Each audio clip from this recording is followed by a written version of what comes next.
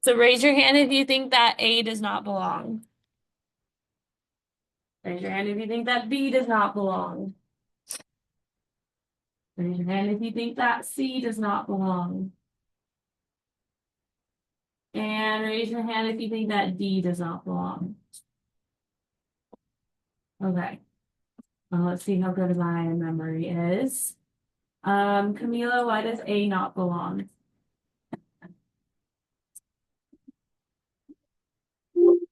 Okay, so to attach like our math vocabulary to that, it is the only one going like this, but like, how would I say that in math terms? What was that? Okay, it's the only one going horizontally. It's the only one that is not doing what? What are the rest of them doing? Okay, so you could say that. So it is the only one that is a straight horizontal line. It is the only one that is not increasing. I think earlier one of my students just said it's the only one not going up. Yes, that's true. But if you say it's the only one not increasing, you sound a little bit better. And that's kind of the thing that they'll be looking for on your state testing. All right, for B not belonging, of course, the only one I saw was Emberlyn, and now she's in the restroom. So anyone have a reason for B not belonging? Wait. Okay, so it's the only one that is both linear and increasing. That one was kind of hard because A and B are both linear, so you couldn't just say linear. And then there's 3 out of the 4 that are increasing. But out of the ones that are increasing, B is the only one that's linear, right? Anyone have a different one for B? Yeah, it'd be hard pressed for that one. Let's see. I can't remember. Delia, did you pick C as not belonging? Okay, who picked C as not belonging? Who can give me a reason why C doesn't belong? Evan? It's the only one that's dots instead of a line. Okay, dots instead of a straight line. So we call that discrete when the graph is dots, whereas the rest of them are continuous. So if you think back to our lesson on domain and range, we would say the domain differently for C. Like the domain would be just like a list of numbers, whatever these X values are. Whereas for these other ones, it might be like all real numbers, or it might be, I don't know, X greater than 0 or something like that, where we use like inequality symbols. So keep that in mind. Discrete graphs, there might be a reason that they're not connected. Maybe one of the 2 values can't be a decimal. I mean, it kind of looks like they could be from where they're at right now, but for some reason they didn't connect them. So that could be the reason why that it doesn't belong. And then lastly for D, Delia, why does D not belong? Because when it's like okay, it's curved. Is it the only one that's curved? No, it's but like I was thinking okay, so you would say it's both curved and continuous. That meets both that criteria. None of the others would meet both of that criteria. There's also another reason it doesn't belong. Jordan? Okay, good. All the other ones have a y-intercept of 2, whereas D does not. So, I mean, the y-intercept, you could kind of estimate, it kind of looks like 3.5. But we'll just say it doesn't belong because the y-intercept is not 2. And we've seen, like in the 3 major functions we cover in 9th grade, like linear, exponential, and quadratic, the y-intercept is usually pretty important because it's usually in the equations for all of them. It is in the equation for quadratics, but there's a few different equations for quadratics and we're not necessarily there yet. But for now, you could just say the y-intercept is negative. So good. Try to attach the math vocabulary anytime you can. Any questions on this? All right, we're doing the last of our series of lessons that are about building quadratic functions to describe solutions. So we've been really looking at real world situations in quadratics, mostly projectile motion. Any real world problem, it's probably something being thrown, launched. But today we are looking at maximizing revenue.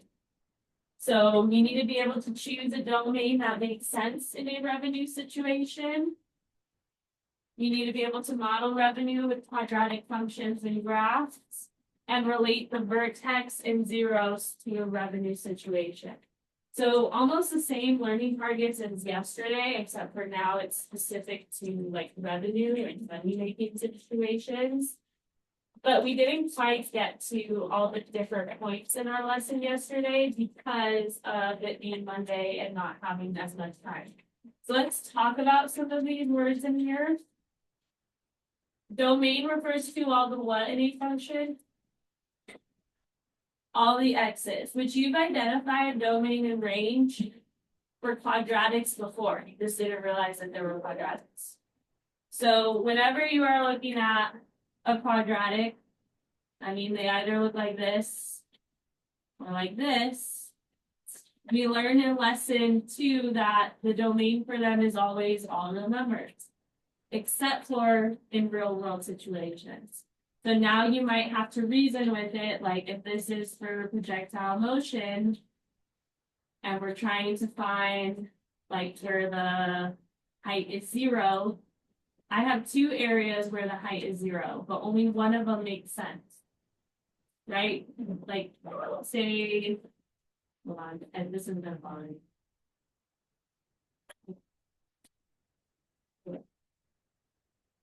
So say this is our graph and we have 2 places where the height is 0, here and here.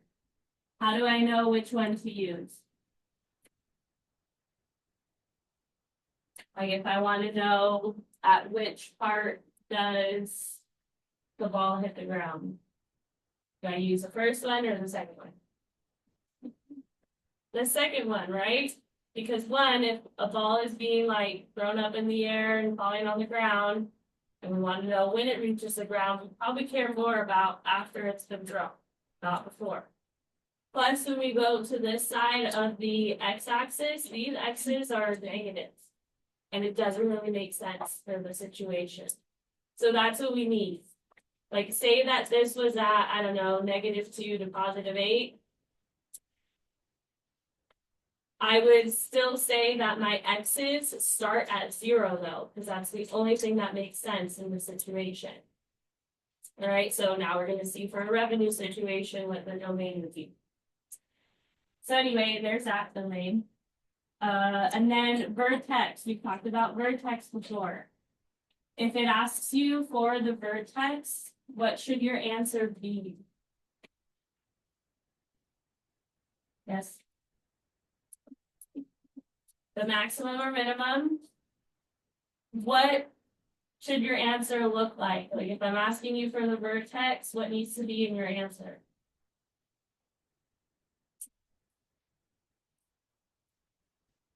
You'll be asked that on a test. Is the vertex just one number? Okay, so I need you guys all to be looking up here and paying attention, not looking at your screens. If you are asked for the vertex on a test, your answer needs to be a coordinate. It's not just one number. Yes, it can tell you the minimum or the maximum, but technically the minimum or the maximum is just a y line. If it asks you specifically for the vertex, it wants both values in coordinate form. And usually when I check your quiz, like for example, I think you have to identify vertex on your quiz, I didn't really see any issues with people forgetting the parentheses. But like if you were to forget it, it would be marked wrong.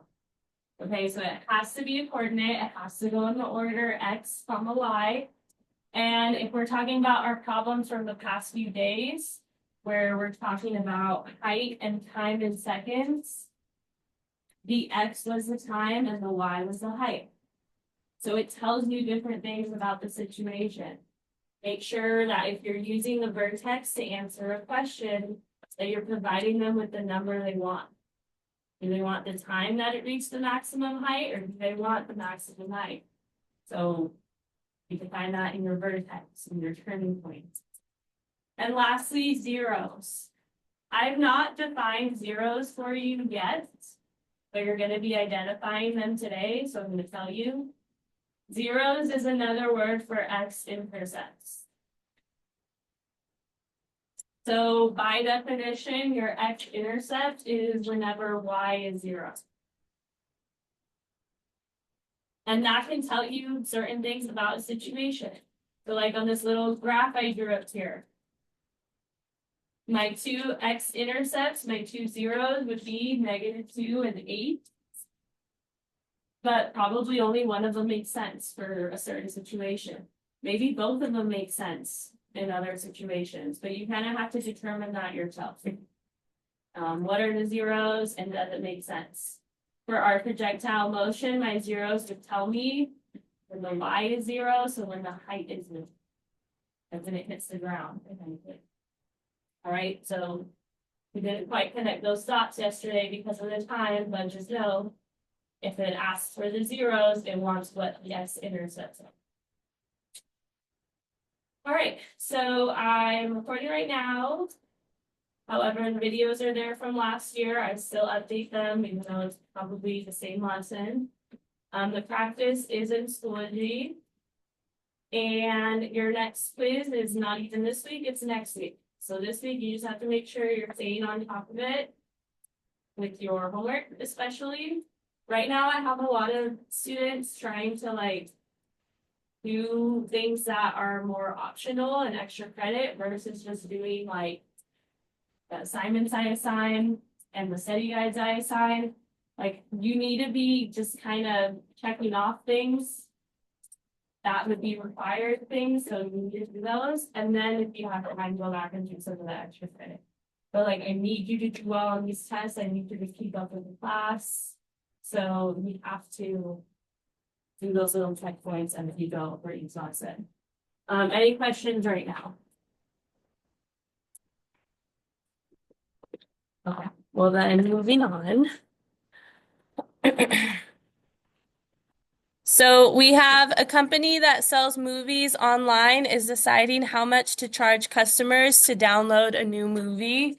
Based on the data from previous sales, the company predicts that if they charge X dollars, I think there's supposed to be an X there, X dollars for each download, then the number of downloads in thousands is 18 minus X.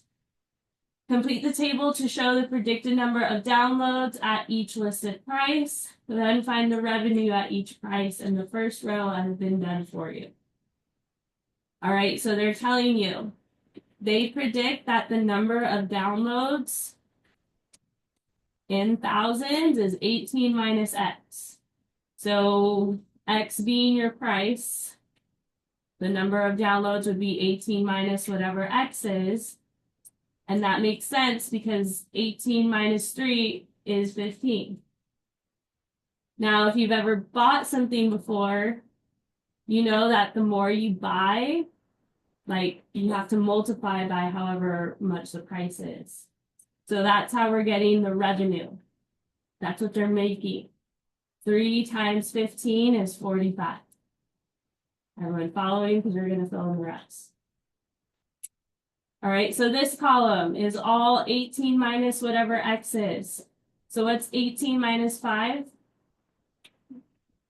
So that's what we'll go here. So if it's $5 per download and they're doing 13 downloads, we're going to do 5 times 13. And that's 65. That's my revenue if this is my price point and number of downloads. Go ahead and fill in the rest of the columns. I think everyone will have a chance to speak at least once today. So fill in those, and then once you've done that, start answering the rest of these questions. Like, is it quadratic? Plot the points. What price would you recommend? But definitely fill this in first. What goes here where my mouse is? Okay, great, because they said in the problem, they're predicting the number of downloads to be 18 minus X, whatever the price is. So 18 minus 10 is 8. If that's the case, then Jake, what would the revenue be? That was 10 times 8. Colton, what about the number of downloads here? All right, Saul, the revenue then. Avery, the number of downloads here. And Aiden, the revenue. Ashlyn, the number of downloads here. And Blaine, the revenue. And let's see. Macy, the number of downloads here.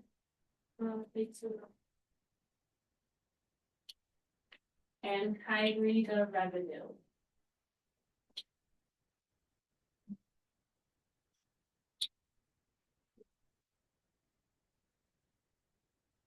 So think about how we got it for the rest of the rows. 18x, is that all?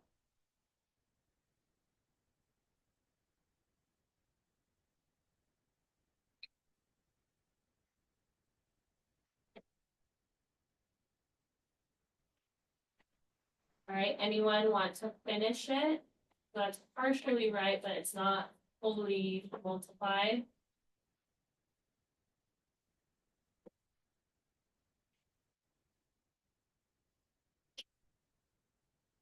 Wait.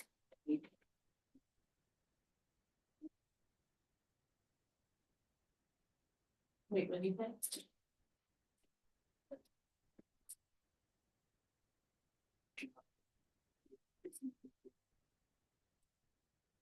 So we were taking for the rest of these, this column times this column, right? Is this 18 over here? Oh, okay, that's okay. So that is something you could have wrote, like this is an acceptable answer. But if you were to distribute the x, which is the other way you could write the answer, which is like kind of what Kyrie started to say, but it looks like we just did x times 18. So class, what's x times negative x?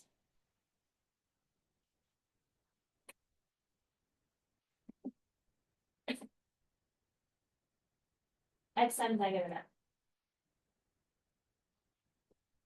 When the calculator can't do that for you, if it can, then it's a calculator you wouldn't be able to use. So there's some rules with exponents that you need to know. So like, what do I do if I have the same variable base times itself, basically? What's x times negative x? Nope, a positive times a negative should still be negative. But x times negative x.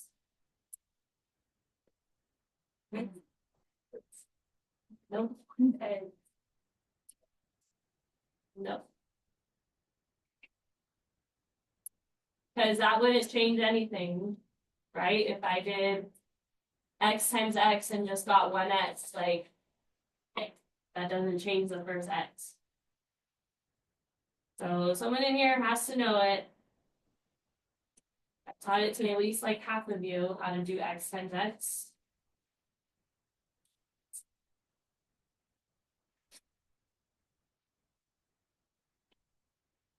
And we've seen in our exponential functions unit, the exponent rule. So it's like in the little chart on the paper. Negative x squared is correct. Did everyone hear that? What's x times negative x? Okay, what's x times negative x? What's m times m?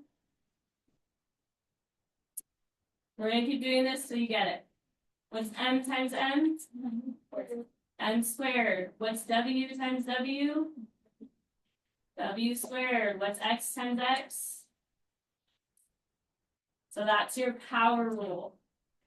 And again, your exponent rules should have been something you learned in prior grades. Like, I don't really have the time or really the need to teach you them all again. When they do pop up, we just review the one that we need. And in this unit, it's the power rule.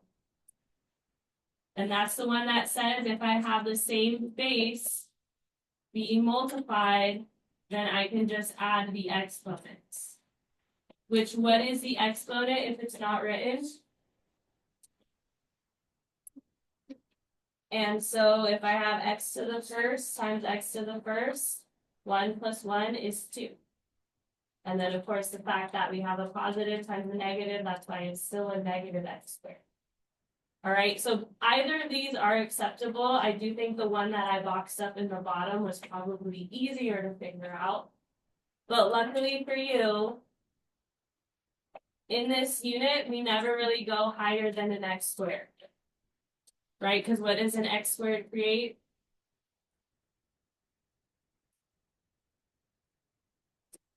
A parabola, a quadratic.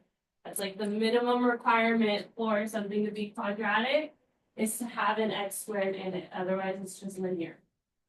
So yeah, there's that. That's your power rule.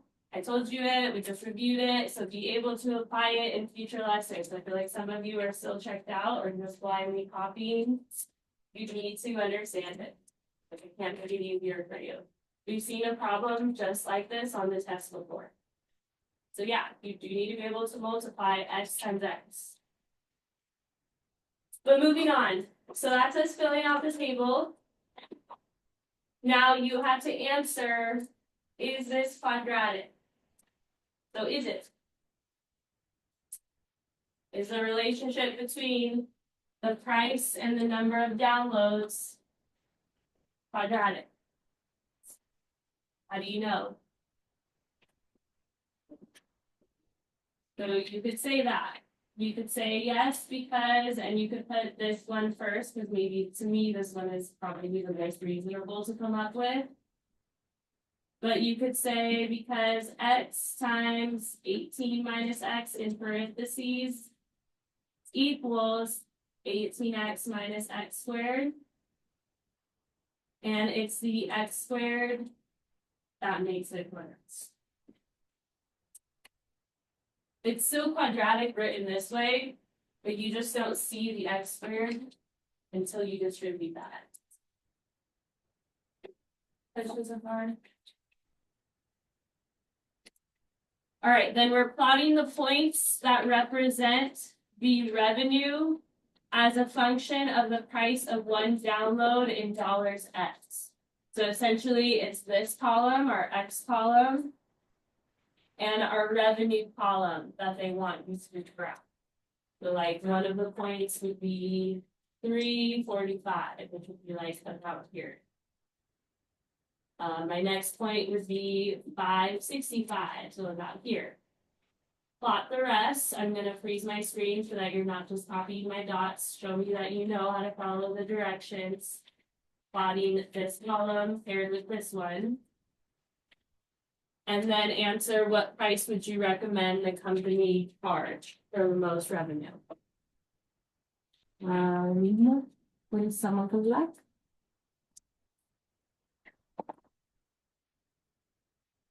Hi, Bree. We'll be after break.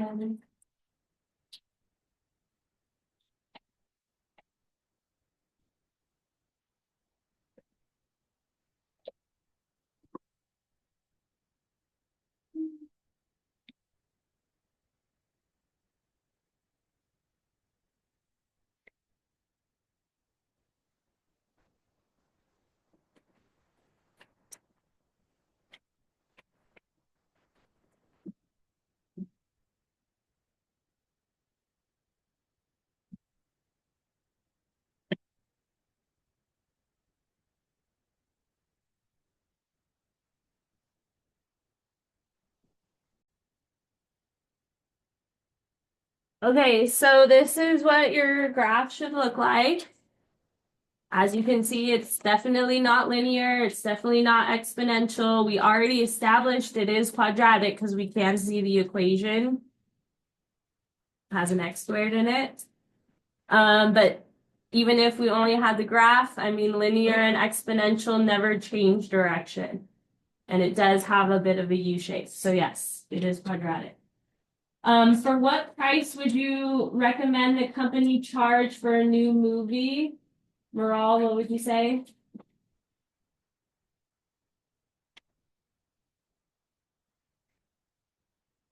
Based on our graph, what price would probably give me the highest revenue?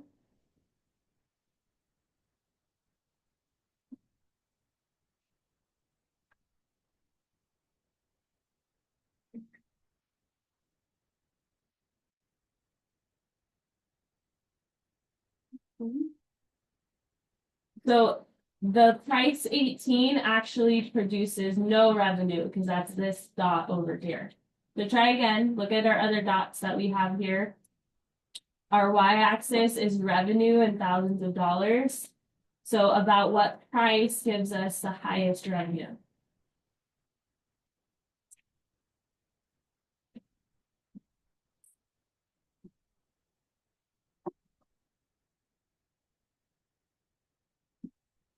So what x gives us about the greatest y?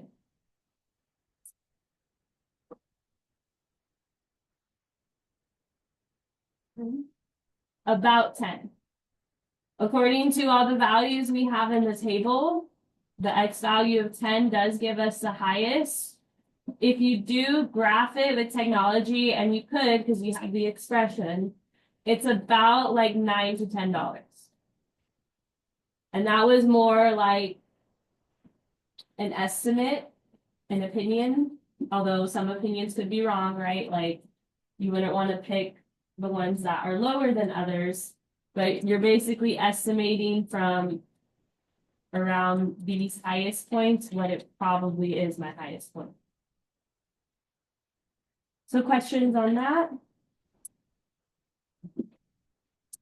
Okay, so if you look at the next activity, they actually do graph this with technology. So we're going to look at that right now. I can also show you in Desmos too. You just basically type in the expression. And in this unit, we're not actually solving these by hand. Like there is ways to get all these values I'm asking you for by hand. In this unit, you get to just kind of graph it and know where to look. And you're going to have to be able to identify the appropriate domain, vertex, and zeros. So this is from the previous activity. But if we graph it using graphing technology, this is what it looks like. And let's identify these three different things that it's asking for. Domain refers to all the what in a function? All the x values. So instead of starting with domain, I'm actually probably going to start with the zeros. Because what's another word for zeros? X-intercepts. So you really need to drill that like into your brain. X-intercepts is what zeros are. You'll hear them called both. You might even hear them called other things, but x-intercepts is what zeros are. So C, where does it touch on my x-axis? Rufio, can you tell me based on this graph, where does it touch on the x?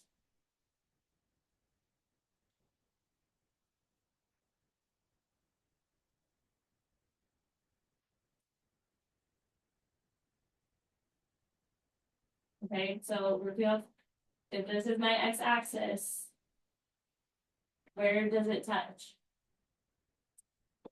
What number value? It's also on your paper if you can see it better on your paper. Okay, 18 is one of them, good. Is that all where it touches, pass? What's the other part that it touches? What other x-intercept? Okay, good. So in this unit, because it's a U-shaped graph, you could have up to 2 zeros. You could also have 1 or no zeros, depending on where the U-shape is. Most of the time, I think you will have 2. Sometimes only one of them makes sense. In this case, could you sell something for $0? Is that possible? Hello? Yes. I mean, it probably wouldn't be logical, but you could sell something for $0, I guess. It could be free. Could you sell something for $18? Yes. So in this case, I'm not excluding either one of my values. If this was a test question, it might say, at what price would there be no revenue? And you'd say, when the price is $0 and $18, because there's 2 prices that would cause them. All right, but those are my zeros. Look at how I wrote them. Since we're talking about x-intercepts, that is when y is 0. Let me just kind of list that. You should probably list it too.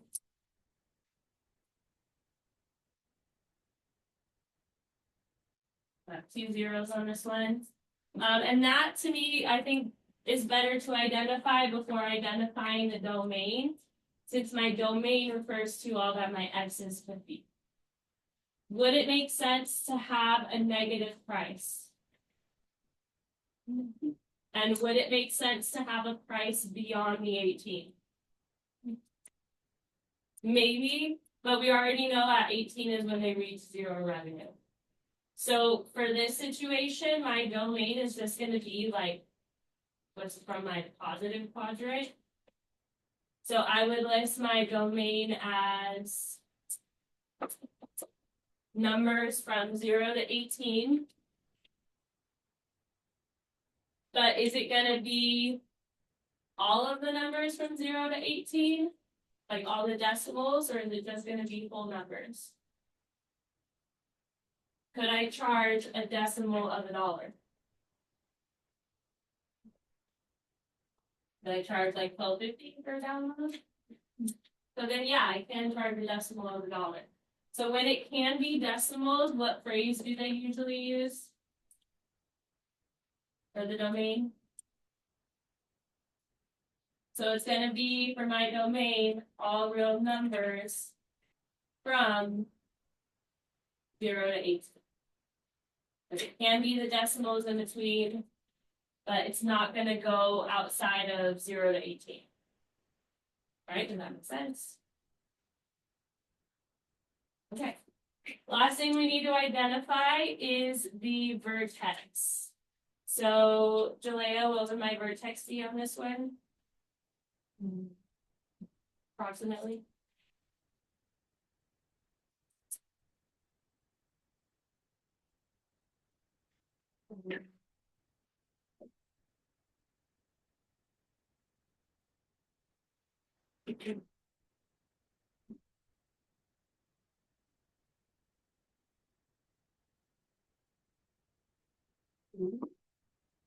About 80, that's one of the numbers. Because remember, vertex should always be 2 numbers. So what's the other number that gets paired with it?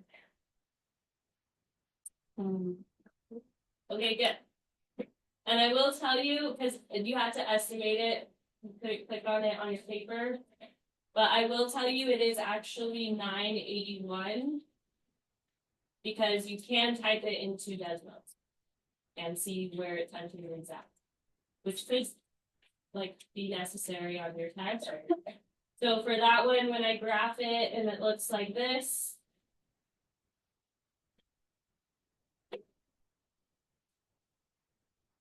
and I go up to where my turning point is, and Desmos does let me click on it, that is where the vertex is. Okay, so yeah, that's my vertex. Any questions? So that's identifying all of these 3 things, which you will be asked on the test to do as well. You have 3 to try on your note sheet underneath this one. You'll be identifying the domain, vertex, and zeros. So you'll have to read what the situations are to determine an appropriate domain. You don't really have a choice for the vertex or the zeros. If it's hard to see on this little graph that's on your paper, you can type in these equations into the and drag and click and do all those things. All right, so go ahead and do that. Because we have a good amount of time, we'll start going over these answers, I'd say at like 10:19. So that's way more time than you need, but it gives you enough time to fully try it, and then we could like speed round the answers. And if you do finish early, start working on your practice until we're ready to go.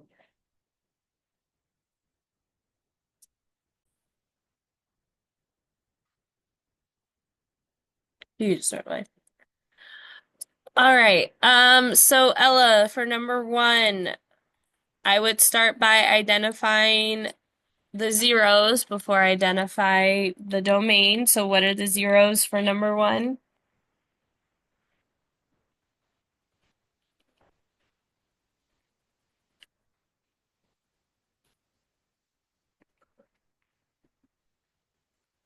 Okay, I heard a zero and what other one? Okay, so, and you are estimating it, you could find it exactly in Desmos, but also this is right in the middle of 10 and 15.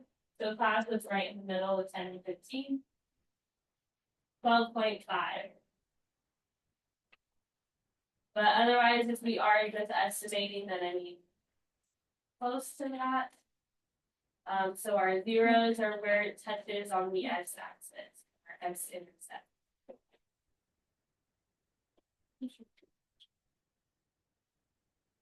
Bella, what is my domain then? And keep in mind, we're talking about the area of a rectangle with a perimeter of 25 meters and a side length x. What would be a reasonable length to have?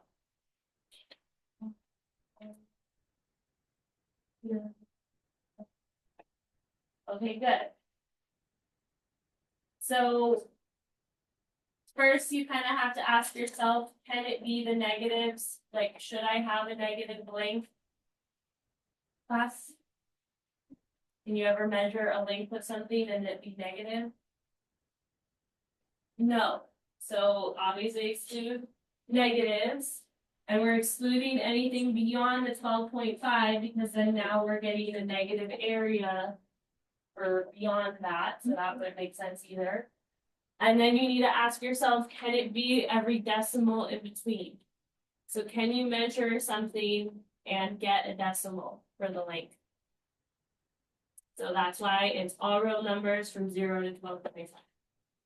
Good, any questions? All right, lastly, the vertex. Jordan, what's the vertex approximately for this one? 6 and 39. And if I wanted exact, I could look in Desmos. Did you look in Desmos for that one by chance? Okay.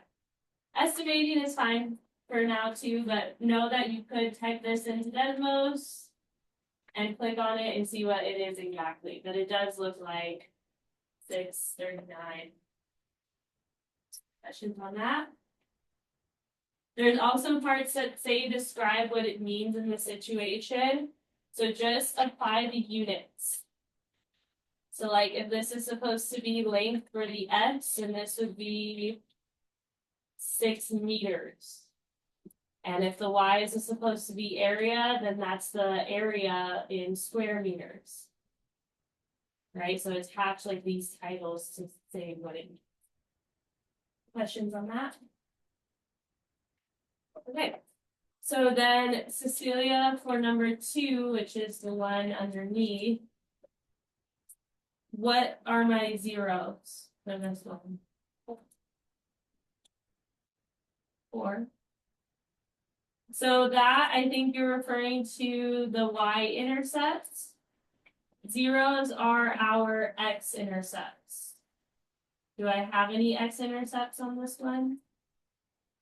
So that is possible. There are no zeros. So not even 0 is a 0, like you would just say there's none.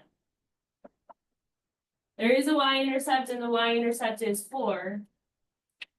But we don't call our y-intercept here. Now, McKenna, what is my domain going to be then?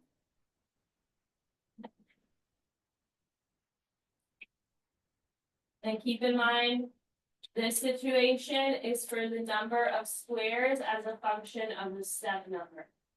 And if domain is all of the x's, we're talking about all the possible step numbers. So McKenna, this focus. Can I have a negative step number? Does that make sense? Okay. Can I have a positive step number? Can I have a decimal of a step number? Like step 2.5, like that makes sense too. So then in that case, it can't be the negatives, it can be the positives. There's no limit on steps. You go up to 100 steps, up to 1,000 steps, like there's no limit. But it can't be all real numbers because it can't be the decimals in between. So you could say all positive whole numbers. You could say x greater or equal to 0. You can say 0 to positive infinity, but basically it can only be whole numbers, so you have to distinguish that. Even if you're doing this with the inequality, you'd say where x is a whole number. Questions on that? Okay, so yeah, our graph extends in the negative, but that doesn't make sense. We shouldn't have negative step numbers. And so on. Last thing we need to identify is our vertex for this. So Amy, what's our vertex for this one?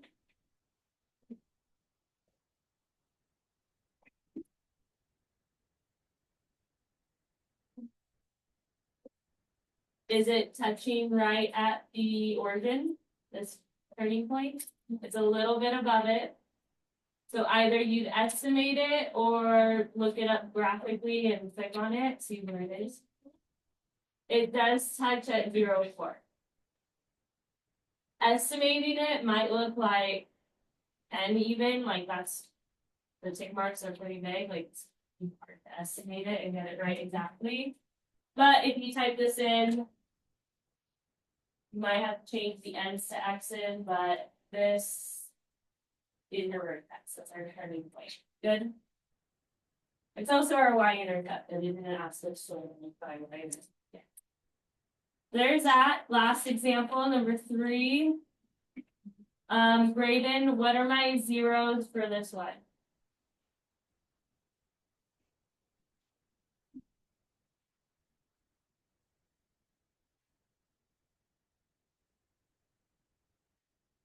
Or what's my x-intercept for this one?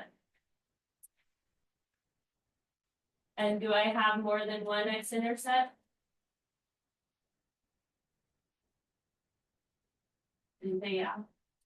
Oh, okay, good. Because we only have one on this one. It only touches the x-axis on one spot. So most of the time we have 2 x-intercepts. So on number 2, we had no x-intercepts because it didn't touch at all. And this one, it has 1 x-intercept, so just 1, 0. And class, what is our vertex? Right, it also happens to be our turning point.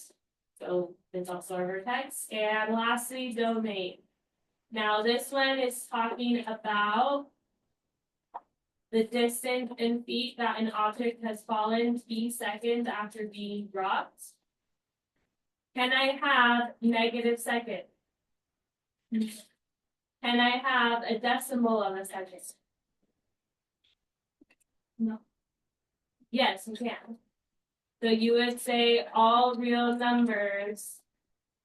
You could say from 0 to positive infinity. So there's no limit on the travel of that, like how long. Oh, I'm not good at drawing and fidgeting. That's our domain, and all the positive numbers, including all the decimals. Make sure you do your practice.